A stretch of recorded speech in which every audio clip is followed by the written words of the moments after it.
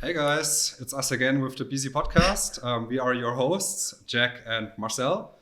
Our guest today is Joffrey. He is a filmmaker from France. And yeah, Joffrey, introduce yourself to our audience. Hi guys, thanks for having me on the show. Yes, I'm Joffrey. I'm from the eastern part of France, Alsace, close to Germany, and that was somehow like a reason also to come to Germany and coming to Berlin. Since 3 years making videos indeed. Awesome. So, like, how did you get into videos, or was it from your beginning you are doing videos? Somehow it begins in high school. High school, doing some little videos with friends, and some expose. When you have like a task to do, like a homework, and then you're making a video. Usually, you had like the best notes. When you're doing this video, but somehow slowly with this, then you get this Abitur. I don't know the name, the diploma, and then the big question: okay, what do you want to do with the rest of your life? So on my side was slowly going into I like videos. Let's go slow in this branch. So the first idea of video was immediately here, and I went slowly more and more into it. So after this decision, okay, I'll go in there. Made a private school, like 2 years in a private school for video editing, special effects. That was like the name of the lesson of the course. And after that, 1 year in a real estate agency, still doing videos for them, mainly interviews and sort of promoting their new residences. And then this need somehow to go out in the world and come to a big city, to Berlin. Yeah, like in photography, since there are a lot of different niches, like since you mentioned in videography you do more of an interview based, like what other things, like are you focused on a specific niche, or do you cover a variety of niches? It's a good question. So far, I'm trying to discover a bit of everything and try to do a little bit of everything. So I also did some weddings, for example, shooting a wedding, music video during like internship beforehand, discovering a bit of everything, and now I'm more into corporate. General next steps, it might become a little bit more into documentary. I find this pretty interesting. So far I wouldn't say I don't have a niche, but it's or maybe just saying I'm only doing videos so far. That's at least what I'm saying, and not video, not photos. Why not? Mostly it's otherwise. Mostly people start with photography and then later go to video. Why did you start with video and not photography? And thinking about it, I mean, I guess it depends on how you begin, how you begin the journey, the beginning.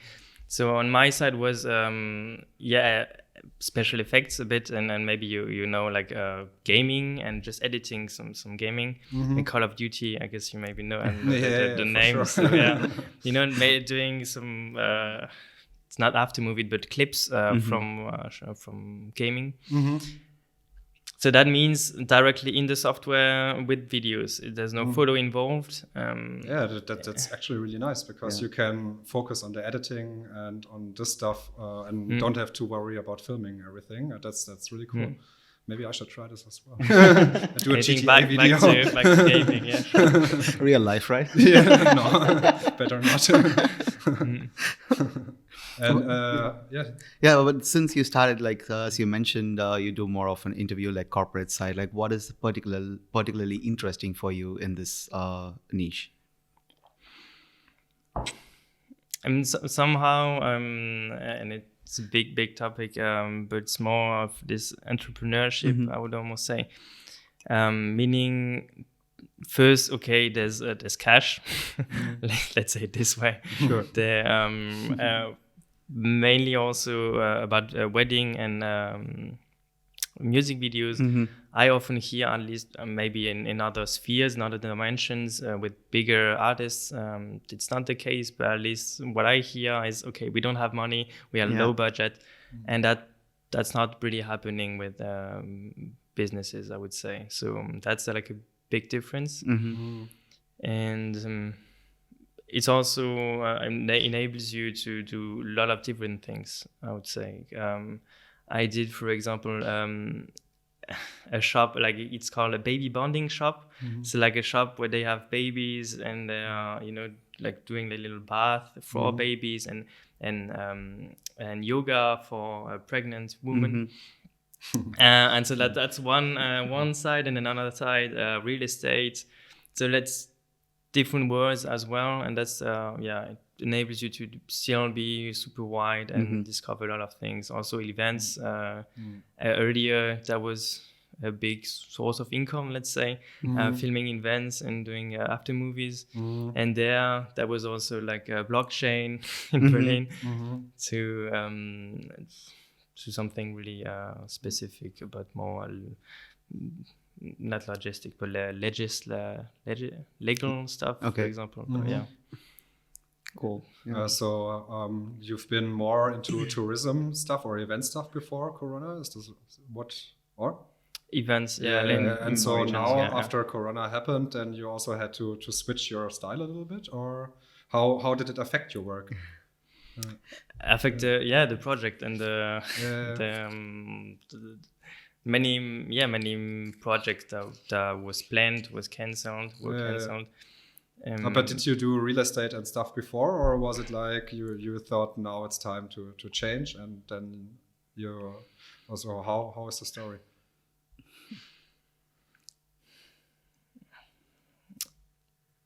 I mean, good question. Yes. Gotcha. I would say I didn't really focus on it. I need to say it was more, okay, I got opportunities coming, let's go for it. It's interesting, get the experience, and then move on. And now, obviously, there's no more demand. That's the first thing. Even if there's a live stream going on, and so there's some demands for live stream. And at the same time, like one part that was always there was like interviews and testimonials and image video. That was almost always there. So that means that's still here and became a bigger part. Cool. You also talked about intrapreneurship. So tell us more about that. I think it's a very interesting topic, especially as like artists. I would say, I mean, in general, like photographers and videographers, I guess we are more into like our art, more on the creative side, our mastery of what we do, and exactly creative side, and we're not really thinking, okay, I need to charge this much for this project. And selling stuff, is always hard for creatives. Yes. And thinking about it, and also like struggling myself, I need to say I was more interested into the topic, and so read some books and listened to a lot of podcasts about how to sell and what is it about. And for example, this basic question, okay, there's a client coming, how much for this? And then like the wrong answer for that would be, what's the budget? Somehow that shouldn't be the right answer. That you should be the first to set like an anchor and like the first price, because that like psychologically that like conditions and but this is a very interesting point, because of course, like most of the places when you get a training or something, like they always ask like, okay, you should psychologically ask like, what's your budget, understand what's the depth you are going to dive in, and then see if you can manage in that budget or add in some things. But it's also an interesting point, like it's a sales perspective that it can go either ways, can work on either ways. Like I think asking for a budget can be nice if you really want to do the project, but I think it's easy to undersell yourself when you ask them how much they want to give you. They will definitely say less. Or no, because asking this question on what's your budget is a good place to get that you are confirming that you will get a reply. Yeah, But yeah, when you yeah. give a price, like there is chances that they never show up.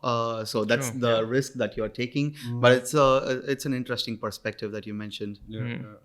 I heard, for example, that it's important as well to not have fixed price. I mean, I'm saying things, and I'm it's not special that I totally apply them, but I still have at least I have it in mind. Yeah. And then saying, for example, like a can of Red Bull, it's not the same price in the supermarket and in the club. And Sure, then it sure. wouldn't be even the same price in the desert when there's nothing around. Yeah. So there you would pay more for the same thing, so the same item. So that means, okay, when I'm producing a video, then it's the same. Depends on the client, on the situation, everything. If it's urgent, if it's not. Yeah. But have you run into a situation where, for example, since you mentioned this, like a huge brand having a less budget?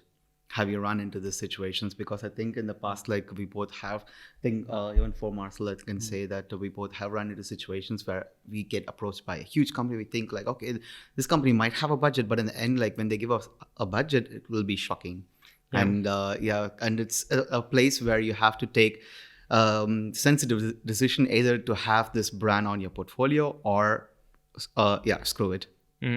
It's a big question. I mean, something that happens to everybody, I guess. And often, like, our reaction is to say, yeah, but it's a big brand, and I can put it in my portfolio, and it's for them. And you can say there afterwards, yeah, it's for them. And I have, for example, little example. Early July. Yeah. I mean, it was only filming. There won't be my name and everything. I think not, but because it's like check again now. Small, but it was like for the BBC. Yeah. Shooting something here in Berlin, so it's like, for BBC, pretty nice. Yeah. Yeah. So, yeah. Great. I mean, like, this portfolio jobs can give you other new jobs which bring more Theoretically. money that you could ever ask the brand for. So I think it's always when you really feel the brand and you really feel connected to the brand, and I think it's okay. But if not, I would always decline it probably. Yeah. And also talking about the business side, like we see that you're also very active on LinkedIn and the social, like business platforms. Is it also helping your business? Or is it? It takes time, I would say, in general. Social media, and I guess you would agree with that on Instagram. For sure. Yeah. It's a job. But in general, I think LinkedIn is maybe undervalued or maybe left out for photographers and videographers, because it's not technical. It's like not directly creative. So they might not think about it, but it's still very interesting, especially when you're doing stuff with corporates and and just clients. And basic thing would be there's people there with a different mindset, or at least when they are on the platform, they have like the mindset, business somehow, I would say. Yeah. Are you guys there active? Or? But as Marcel said before, like creative people are really bad in marketing stuff. but I'm actually caring about my LinkedIn. I'm updating it from time to time, and I also do networking there, but I don't post anything. But I also use it, and I think it's strong because, like you said, there are like a lot of business people, and they are looking to make business. So when you offer it there on Instagram, often people are just there for pleasure or for fun or having a laugh. So on LinkedIn, I think it's a good platform to reach the right people if you have your own business. For sure. Did you post on LinkedIn? At the moment, less. Because it's a question of what's the priority, and usually it's like priority is somehow grow the business and make some cash somehow. And so when you have projects and that are somehow enough for the week, and then I find it hard to still find some time to post something on LinkedIn. Especially because on my side, I want to post videos, obviously, and videos that takes time, potentially more than photos. As we a lot more, yeah. But do you handle everything on your own, or do you have an assistant editor or someone?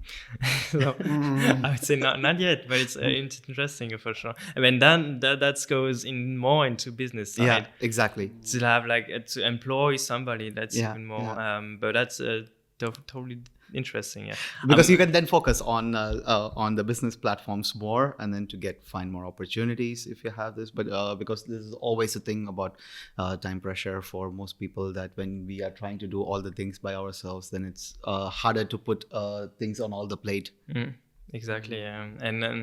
And what are on your side, guys? Maybe like one thing that goes out of the priorities list or the to-do list on my side, there is, for example, social media that just goes out when there's too much to do. No, for us, that's the only platform, or the platform which brings most of the opportunities. Yeah. So yeah. But for me, it's also when I'm on a job, then it's out. Yeah. It's definitely. So when I'm working and I have like a big project, I want to focus completely on that. And then it happens that I don't post for a week or stuff like this. So it happens. But afterwards, I try to make up for it and spend more time on it again. So, yeah. But during the job, no. Focus on the job. Yeah, but it's also interesting, like to and I guess that's almost the key, like to focus on only one thing at a time, at least, like to be productive and not to be busy. I think it's kind of a secret. I don't know, like when you just focus on one thing, you will do it like 3 or 4 times better. I don't know, a lot of people try to do everything at once because they think they don't have enough time. But when you just do it one step by step, I think every result will be way better if you try to do it all together. So, So how do you find your potential customers? Is it through your website or the managed marketing platforms? Many through my website. Okay. Indeed. And I spent some time building my website, maybe too much at the beginning at least. So that means for somebody starting out, I would almost recommend like using something like Skillshare or like something just that goes quick. I did everything on WordPress, so it's also can be easy, but takes some more time. It's more, you can go in the deep side of the website, putting plugins and just tweaking more things on your own. So, but that means I spent some time on it and try to optimize it for Google, for the search engine.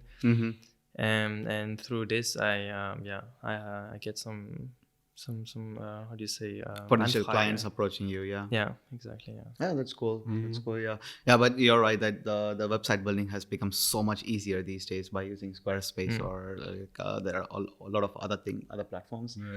I also tried WordPress. I could set it up, but then there have always been bugs I couldn't fix.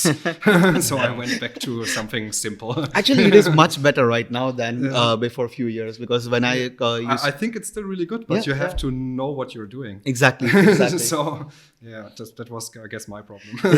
No, I mean, like, earlier it was all like super back end. It was very rough. Like I was doing for some time social media search engine optimization there. And it's always like so much work. You need to feed in all the information, like blog articles and everything in the background. It's always buggy, but now it's actually much better. Maybe I just choose plugins for my website. Then some had updates, some had no update, and then nothing was working, and I was like, oh my gosh. And then there's the one thing that happens in your website, and then can I change it? And it's a pain in the ass indeed. Sure. This episode is not sponsored by Squarespace, but I went to Squarespace then, which was easy. And you're still at WordPress, so you figured it out? Yeah, it's because your site looks really nice. Your website. Really dope. Thank you. So it was worth spending the time on it. Thank you, I mean, at the same time, then it's at the end, it's like everything. It's a matter of ideas and I would let's keep it with ideas. Point. Yeah, trying out a lot of different things, which works, which doesn't work, and also our taste would change like after a few months or few years. Then okay, I need to make another version of the website again, redesign everything completely. But yeah, but once it's there, it's there, right? So it is a lot of time to set it up, but yeah, just a good thing. And even if you want to change the design, you have all the text, and I think the first time is the hardest. Yeah. And I need to say, I how do you say, I made it harder for me because I actually made my website in three languages. Okay. Yeah, for the beginning, yeah, for sure. For sure, yeah. So that was maybe too much, but still somehow I made it. So so it's in German, French, and English. Yeah. I wouldn't recommend it, but even if it should have helped me for the search engines. Yeah, because you have more pages, and then you get people searching in French or in English or in. So that can help, but it's definitely more work. Yeah, you can add a lot of keywords, of course, in different for all languages. the languages. Yeah. Did you do the SEO for your website completely, or the search engine optimization? So did you build everything within the website? And the people who are coming to your website now, is it organic search, or do you also work with Google Ads? So how are they finding your website? I tried a bit of Google Ads for 1 month, but didn't see too much result. So I mean, it's a question of, okay, how good do you do it? And I guess you can spend a lot of time with it, but it's interesting. It's like really deep into marketing and online marketing. But I guess the like one really sure thing or good thing to do would be rather to work on SEO, but it sometimes it takes just time. For example, on my side was just like a new website wouldn't really rank directly. So sometimes it just takes 1 year, and then it starts to rank for such. Sure. Yeah, because I'm also really struggling with the SEO of my website. This is why I was asking, because I think it's easy to understand, but mastering it is like you could hire a whole team and let them do it. So it's really a ton of work. Exactly. Yeah. So apart from website building, do you also normally like make a lot of video content? When you're not working with clients, do you also work on your personal projects? I had it makes me think of an interesting question. Do you have hobby outside of work? Working? And I'm like, I mean, I'm outside of taking videos. Do you have I like taking videos. so like I would answer, when I'm going in a trip or vacation or something. Yeah. I would always take my camera. I guess it's the same for you guys. Yeah, of course. Never leave the house without. It's like, I mean, I get my bag, but sometimes when you're traveling with the EasyJet or something, when you're like limited with the size of your bag, there's like the place for the camera, and then some little empty space for the rest for close it.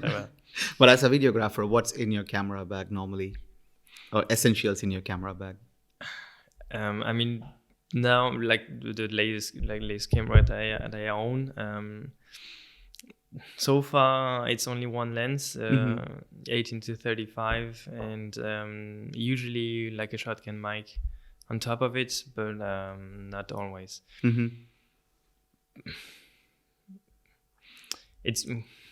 mean, sometimes it's also good to have like a little tripod. Even if for video, it's better to have like a video tripod with a fluid head. But that's not easy to transport, let's say so. Exactly, yeah. Do you also use a gimbal sometimes, or more handheld footage? More handheld. I find it, even if I just heard actually there's like a new Ronin S2. Yeah, it's released I think today or yesterday, right? Really Christmas is coming. So that might be like an interesting thing to think about, but so far no real gimbal. I just rented it a few times, but without, and just a tripod or monopod, like tripod with only one leg, let's say. that works fine so far. Is it because it adds the natural feeling of slight movements around, or? I would say usability or practicality, just easier. Because otherwise it's some time to set it up, and then especially on an interview you won't really have like this thing for 30 minutes. Exactly. That's hard for sure. No, even in the movie side, like a lot of cameramen these days like prefer to have some shakes in their video. More natural. Exactly. Then it feels like a natural setup than having it really fixed. Even the Hollywood people, they could film it like with robot arms or gimbals, but they use it handheld or like monopod because it just like looks more natural. Exactly. I've seen one clip who was only filmed with a gimbal. After 15 minutes, it feels super weird. When everything is like super smooth, it's boring. To me, sorry. I guess it is a current trend right now that people, of course, they get adapted to different things, and of course, gimbals make it look super smooth. And I think you need it for some shots. Yeah, of course, yeah. Or you have like the super smooth movement yourself. No, like for product photography or product videography to cars. Commercials, exactly. It's a question of trend. What's trendy at the moment? I guess that's have a big impact. Like earlier, there was also like one transition, like this. Bullet maybe not bullets, but special transition when everything's moving, or just a bit of different general style. I guess that's usually like the trend. Even if I guess like stable shots, that's always good to have, and was always even. I mean, technically, like on a tripod, that means it's stable, and that will always exist, I guess. Like camera on a tripod, boom. So. It's how it started, it's how it will end, right? Somehow, exactly. Then let's talk a bit more about your business again. What would you recommend people starting out in a business, or in video, or in any business, but especially as a creative, or also for video? So what are the first steps? It's a big question, but we have some time left.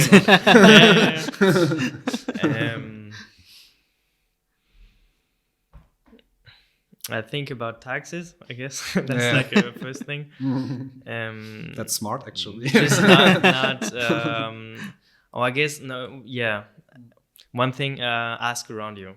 Just not go blindly into it. Just ask around you. On my side, maybe that's also like a good thing. I submitted my like freelance portfolio company, let's say, when I had my first client. So not before, just like when I submitted with my first client, so to say. So I directly had my first client.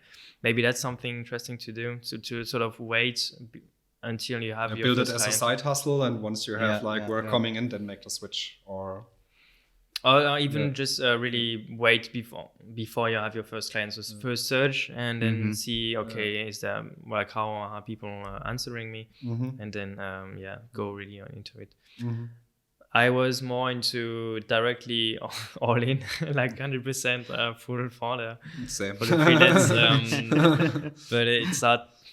I mean, the different type of people, because obviously as a freelancer, there will be risks. At least maybe, like definitely at the beginning, there will be moments when you're like, okay, what should I do? Like it's really this question, what should I do now? And I feel you.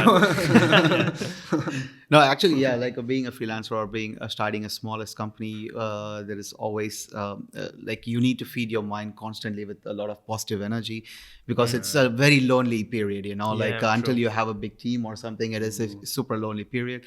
And or even like what I had in the beginning, normally you go to the office and then you meet other people there and you are under other people. But when you're freelancing in a home office in the beginning, then you are always by yourself with all the stuff in your mind. And then it's like the beginning was hard, but I think it's normal, or everybody I asked told me that the beginning is hard. So so like the question is, what's your really your will, your need, your your Exactly. passion. So yeah, keep that in mind for sure. And it's also, I mean, we need to say it's also super nice to be a freelancer, and it means, hey, for Christmas I just want to go home and be home for 3 weeks, for example, and whatever. So I decided, point. That's it. So that's Nobody to definitely ask. Huh? Yeah, exactly. Yeah. Also, like, I mean, and I mean, at the same time, on at least in my views so far, it's like working on the weekend. Yeah, that's no problem. The same. I'm like, as a freelancer, sometimes like, every day is the weekend. You know, so. Every day is day X is what I call it always. Yeah. Sure. And like, what was your learnings like in the first period of your freelancing? Did you have so much time on self-reflection or learning more skills, or I guess be present everywhere. So means not only I did first like registering in every platform possible, you know, like Fiverr and then spread the word. Upwork, but only that, also like social media, be present and just be present with your network. Like key key argument, network. Just have people around you. Maybe even if it's 10 people, just good, because also it's super lonely, and you said it. It's definitely true. No, it is something which everyone has to go through, you know. Like, and some people would. This is the point where some people couldn't take it, and they wanted to go back to the working environment, or some people would fight through it and then become successful. So. I think this is that is important, that you really have passion for it, because then you will make it through. If not, I think you will kick it. Or I would have kicked it definitely. If there is no fun, then why? You know? Exactly. The fun part is really super important. How long are you doing the freelancing now? 3 years and a half, technically. I think so. Yeah, should be this.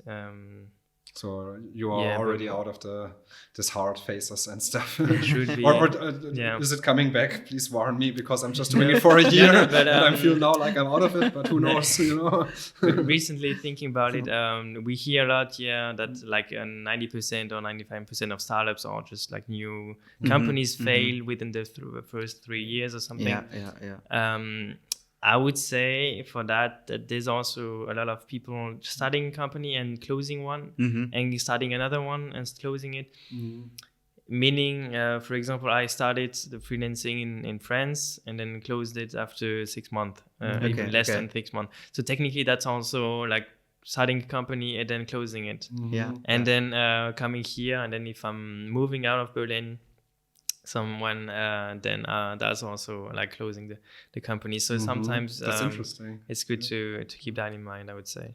Definitely. Well, what are the common mistakes that you think people should avoid? Like, maybe it's for both of you, that people should avoid when they start freelancing, or should keep an eye more? Would it be like more of course, networking is always super important, but you see that people are not giving more weightage on legal stuff or contracts and stuff like that? Or I would say definitely have some money on the side Sure. before you do it, because you don't know how long it will take until it flows. Sure. And besides that, I don't know, believe in yourself. It's a good one. I mean, I can double that for sure.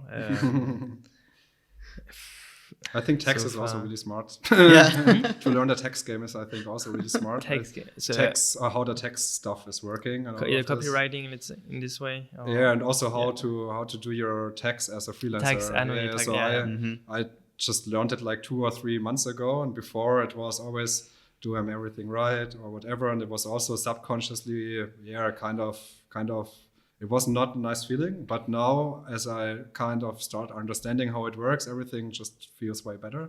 And I think if I had done this in the beginning, I would have felt better in the beginning, you know? I mean, at the same time, I would say don't try to do everything on your own. even if That's you also didn't good, need to yes. somehow, but it's still like ask for help.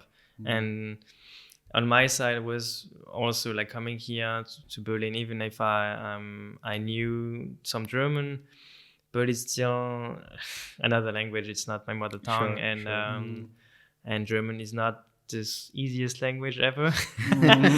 So yeah, especially about taxes and stuff. Welcome. And, so that means don't try to especially do everything on your own. I guess that's a big one. Yeah, totally agree. Cool. Okay. Sure. Coming back to the creative side of the questions, was there any thing that you wish you could have done differently on some project, or did you have any bad experiences in terms of video like project?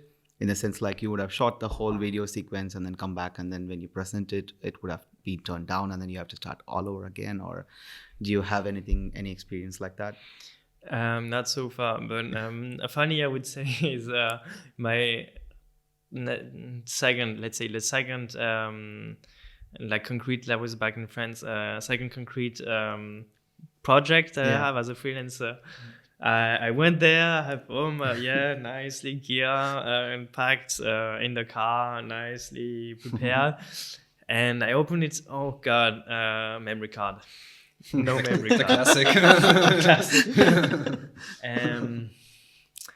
Yeah. Then, but fortunately, just with the card and quickly to like the car in the seat somehow, and then back. So that that worked. But that was some stress beforehand. But happened only once, right? Because it was usually, so stressful. Usually, yes. Yeah, I think everybody is going through that. Yeah. I mean, I had a last during this first job, like real. Some say real job. After my studies, how do you say, like not, let's say, boss, let's say. She said, prepare a list of everything that can go wrong, because there will for sure be one thing that will happen. Then at least you are prepared, right? Yeah. But you also have a checklist of the shots that you want to get in the session. Do you write down storyboards, or do you check the location before the day of shoot? If possible, that's better to at least have an idea in mind. I would say, like, big answer depends on the project, for sure. Like sometimes for event videos, like at least before, we're just okay. That's the event. Have fun with it and just capturing moments. Move around and But also for taking a video, like the elements that are behind the person who's speaking, or behind the scene, it's also very important, right? The background and everything. Did you happen to like have to change everything for your video, or do you just work on the spot, like with what you have? I would say in general, don't be shy to move things around. I guess usually people or clients are rather happily surprised, I would say, that you're looking at the finer details. This little, exactly, this little detail. Let's put like some green and with the plant on the right side or something, and let's turn on this little light. So that's rather good, but again, especially in video, there's a lot to think about. And sound, for example, that's also a big thing. So that comes with time, with experience, I guess, to just think, do quicker and better everything, I guess. Sure. So would you advise someone getting new in the field to do some work for free in the beginning, just to build their portfolio, or spend more time in learning stuff by looking at tutorials and then just practicing at home? What is your opinion on this? I guess a bit of both. It's a big question with free work. I heard it. I mean, I'm biased in a way, or I would say yes, but in reason that it's good to have like a first entry with the company, and it enables you to already talk with the good persons. but it's free, so you don't get anything, and it's maybe time that you could spend searching for real clients somehow. But so at least do something small. Not the new biggest or the like that's filming 100 apartments or something like really big, just one small thing. Yeah, that can be definitely nice to have this first entry with the company, especially if it's a company that you really want to work with. Then of course, then money would be like a very subjective. People would even debate to themselves if they should even charge it, because that would be their dream company to work with. Yeah. Do you guys have a dream company to work with? You already have found it. My own. Oh, your own. That's nice. That's a good one. That's good. But yeah, as a travel photographer, I think like for Marcel and I like a Nat Geo or some huge Nat Geo, National Geographic. Oh yeah. Stuff like that. Do they hire freelancers? They have tons of freelancers. When I moved to Berlin, like I was living in a shared home with a German family, and the guy had experience working with them, Nice. and they only hire freelancers. So that's the thing. They don't have fixed photographers or videographers. Mostly, they only hire freelancers for different projects, and then they have to go there, capture the stuff, and then come back and submit for review, and they get paid only when it gets approved. Yeah, but so that means in generally you already have the picture, the photo, and then you try to sell it. Exactly. But they always go for a whole project. They capture different things for that project, come back. So they actually start working for free. And then they have to just gamble to see if they get paid or if their work gets accepted or not. Yeah. Well, that's also what I heard a bit for videos and for bigger project, for like big ad projects that you need to prepare at least storyboard and the idea of a shoot and then to pitch it. I need to pitch it to the company or at least to the marketing company that is in charge of it. Yeah, definitely. So good also if you're at ease with this. Yeah. So do you have any questions? I felt like I took over the. I was away for 30 seconds.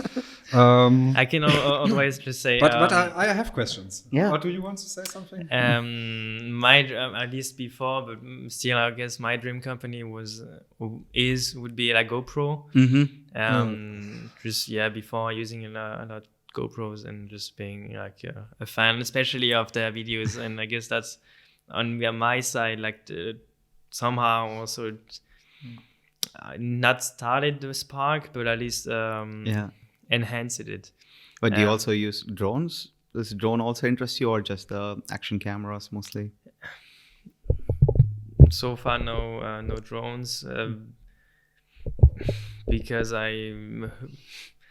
when I was with this company, real estate one, we hired like an external drone pilot, and there was so many papers to be able to fly the drone. Now I heard, it depends on the weight of the drone, so you don't especially need so much paper, but it's still commercial. You need the license. Yeah.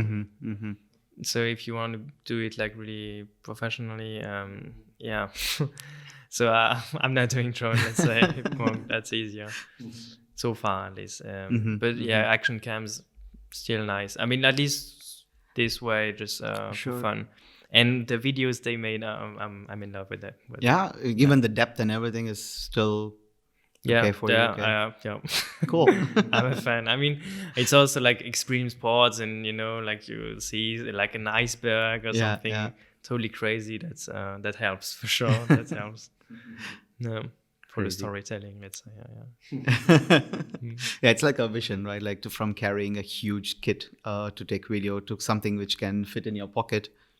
I always feel like when it's smaller and easier, then you can easier be more creative, because you don't have to carry that much. And this is why I sometimes love shooting with the phone. So I think with the GoPro it's even the same. You have like normally like this big thing, and then you just have like this. It's like unleash new potential, Definitely. and somehow show that you're a real pro somehow. Yeah, even with this device, you can produce nice stuff. Yeah, You don't need like the most expensive camera to do it. Yeah, definitely. So if GoPro is listening, Exactly. you get a new message. What would you take care, or what would you be aware of when you accept new clients? What are you looking for? I guess trust. It sounds basic, but we had like this little very quickly before, like legal side and doing contracts and stuff. I heard that on before, and then I somehow follow this mindset of when there's really trust with the company, you don't need contract. You just need a handshake, and then that's it. Or here, corona time, like a fist bump or something, and then we're good. And really, when there's like trust, I'm doing this, you're paying me this. That's fine. Or on my side nowadays, I only do an offer and a signed offer, and so far so good. Any bad experiences you had with clients so far, or everything good? Like, I don't know, did you had to get some people to beat somebody up to get your money back, or? So far, I'm touching wood. No, so far, all good. But be careful about that for sure. And that means again trust. If you're like, okay, I'm not sure about this company, this guy, or this person, then better better a really good contract, or don't do it. Right? Yeah, I guess. Have you guys have bad experiences already? No, we think like mostly working with kind of contracts, or at least like a written email mentioning what are the deliverables and what they expect and what we would give it. And I always kind of make a contract before, or at least an offer, where everything is super detailed, so that everybody knows this is exactly what I'm going to do. I think it helps for everybody. Correct. Yeah. That's where the German thing came out. Yes. Somehow it's in me. That is cool. Okay. But thank you so much for sharing all this valuable information with us, and super happy that we had you here today with us. Some promotional stuff. Where can they see your work? Where can people see your work and say hi to you? It's my whole name. So that means it's not optimized somehow for SEO. My whole name, Joffrey Umbdenstock. Otherwise, when type, so that means Berlin videographer. Somehow that was like my main keyword. Let's say you should find me. Maybe not at the top, but and hopefully in the first page of Google. By searching a Berlin videographer is how you gave business now to other people who got listed there. But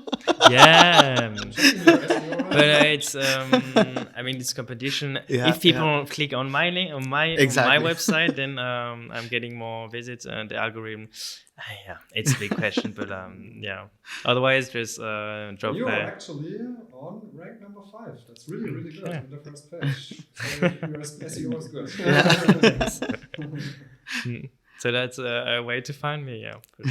Great. Yeah, we'll add the link in the description box below for you guys to check it out later.